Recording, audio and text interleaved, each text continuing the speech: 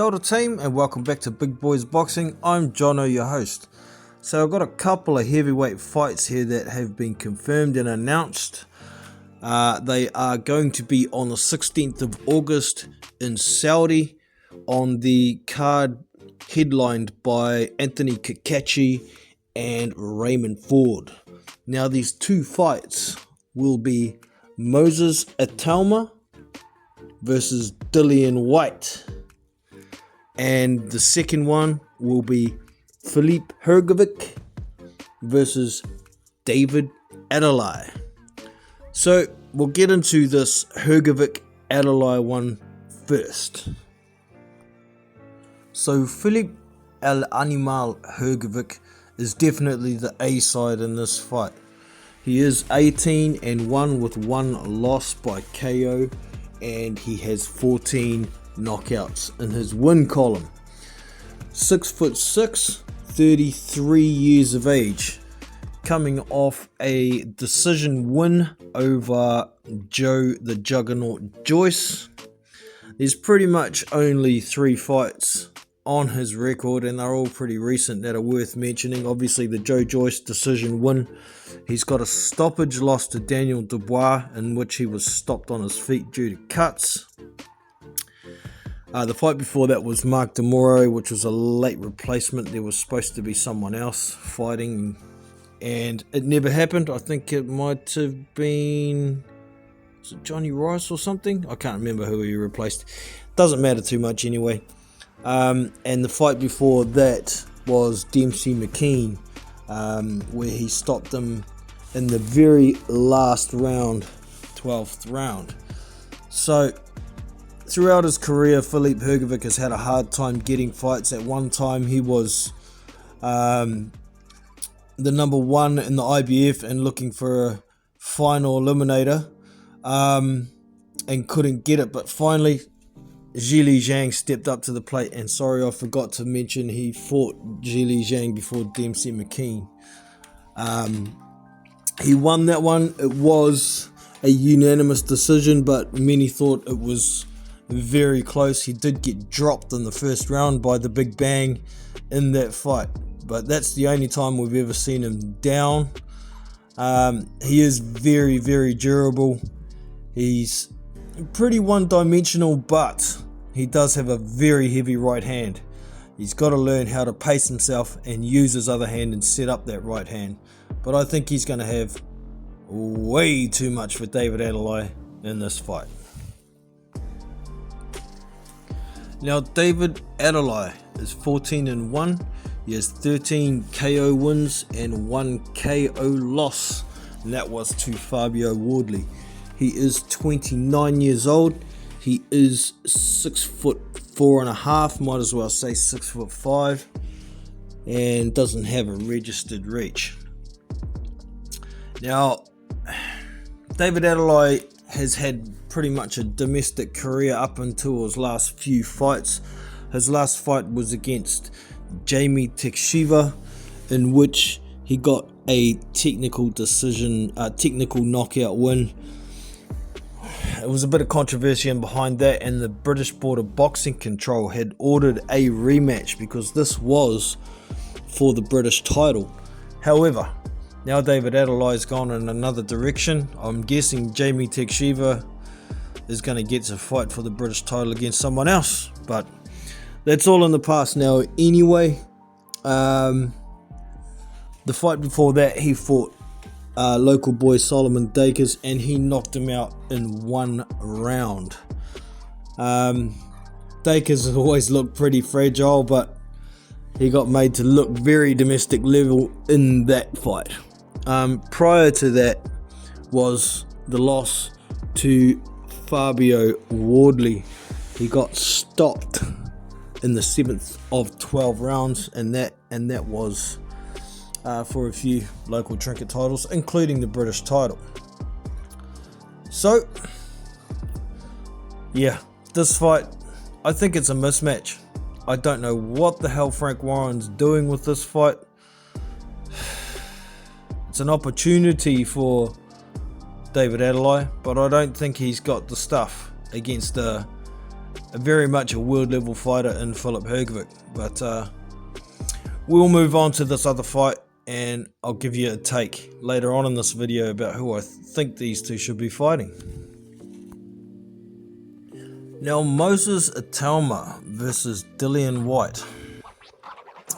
I don't know why, seriously. I know why for Itauma, it's a name.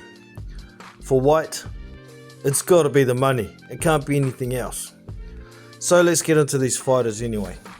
Moses Itauma is 12-0 with 10 knockouts. He is 20 years of age. He is 6'4", or 6'4.5". I think he's more like 6'3.5". It's hard to get a good read on Tapology. They're telling me 6'6". On BoxRec it's saying 6'4.5", but I know it used to say 6'2". So this is weird. But anyways, I don't think his reach is that accurate. It's got 79 here. It might be pretty accurate. Moses Itauma, well, he's a blast coming full steam ahead.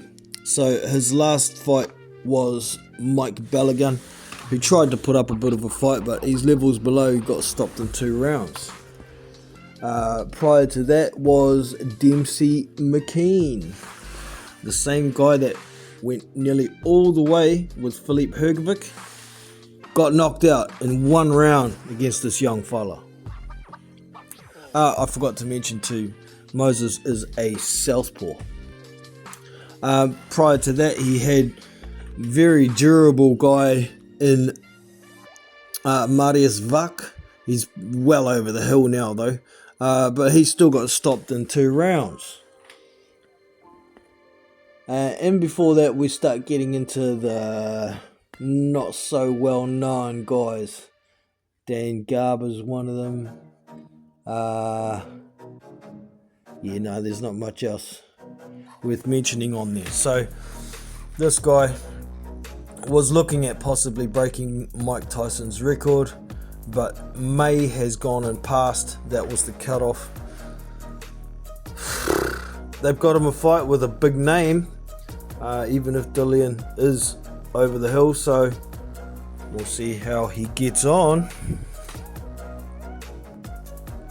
Now, Dillian the Body Snatcher Whyte, he is 31-3. He has 21 knockouts in his wins, 3 devastating knockouts in his losses.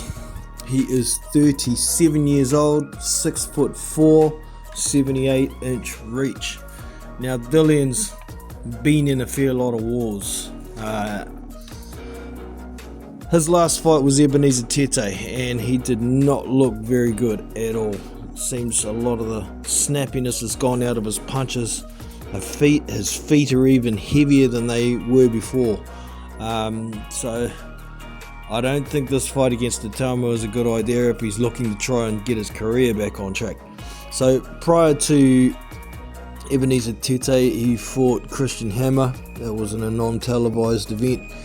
Before that was Jermaine Franklin. He took him to points. Before that was Tyson Fury. That was the last time he got absolutely sparked with an uppercut.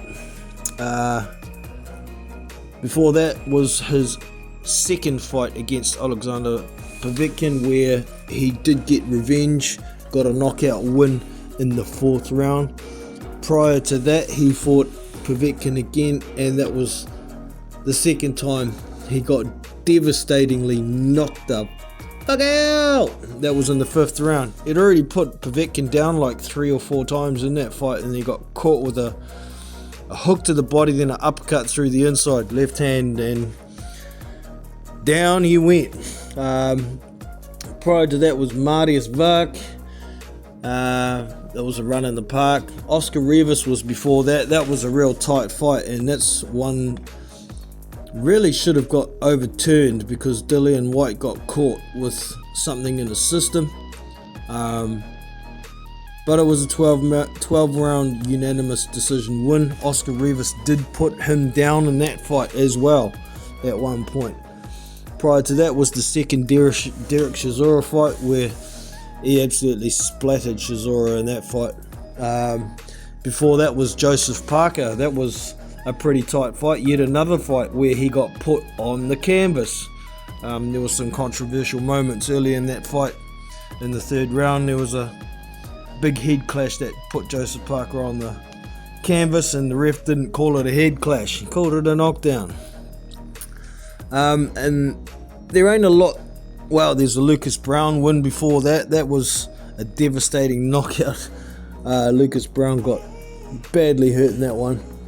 Before that was Robert Helenius. Man, this dude has fought a lot of names. You have to go way back a lot further though. There was another fight with Derek Chisora, but his first devastating knockout loss excuse me, was to Anthony Joshua. He got sparked in the 7th round. He did have some success early in that fight in the 2nd round, but Joshua pulled through it and once again knocked him out with an uppercut. So this fight, you know, a lot of people are saying, oh, Itauma's only got to go in there, throw a few uppercuts and Dillion's going to fall over. I don't think it's quite that easy. Dillion's been around a while, and all those names and fights I just mentioned, there's a lot of experience that comes with those. So he's going to know exactly what Moses is going to bring. He's going to try and do his best to pace himself and look for an opportunity to land something big, to see if he can expose the young guy. But I don't think he's going to be able to box the full distance with this young man. It's going to be far too high a pace, and I don't think he's going to be able to keep up with the speed. The speed is going to be the biggest problem for Dillion in this fight, I think. I'm guessing around 5 Dillion's going to get knocked out. I think Itauma's going to try and pick and poke and see what Dillion's going to try and do before he gets too keen on trying to knock him out. Maybe 2 or 3 rounds of a bit of boxing and trying to get Dillion to get a bit more confidence to throw, so he opens up and leaves opportunities for an uppercut. I think it will be an uppercut that will end up knocking out Dillion Whyte, but we will see. Very interesting fight. Well, sort of. Really, on this card with these 2 fights, I would have much preferred for Moses Itauma to fight Filip Hrgovic and David Adeleye to fight Dillion Whyte. I think those are better fights. Otherwise, it's just too wide a gap between who we think will win and lose, you know. A little bit more competitive would be good. I can understand from Itauma's point of view not to try and push too hard just yet, but that boy's phenomenal. Yeah, I really don't think Whyte should be in there. I'm a little bit surprised that it's going to be sanctioned, but it's not till the 16th of August. We'll see what happens. I mean, he was supposed to be fighting, shit, I can't even remember who it was, someone else recently, but that was it, Joe Joyce. But he had an accident in the gym, had some weights roll across, or he stopped the weight from rolling with his hands and it smashed into another one and sliced his hand open. So hopefully he's fully over his injury, but the biggest thing for me, I think Whyte's going to have to be in a lot better condition than we saw him in with Ebenezer Tete. Yeah. So let us know your thoughts on these 2 fights. What do you think of them? Let us know your winners. How do you think they might win? And we can get a bit of conversation going. But that is all from me for now. I will bring out some more videos. There are a couple of other fights that I've just noticed today that I'd like to talk about, so stay tuned to the channel. Don't forget, if you haven't already, hit subscribe so you don't miss future content. Hit the thumbs up, and it helps spread the videos around with the algorithm. Much appreciate your time. I'm Jono from Big Boys Boxing, and I'm out. See you.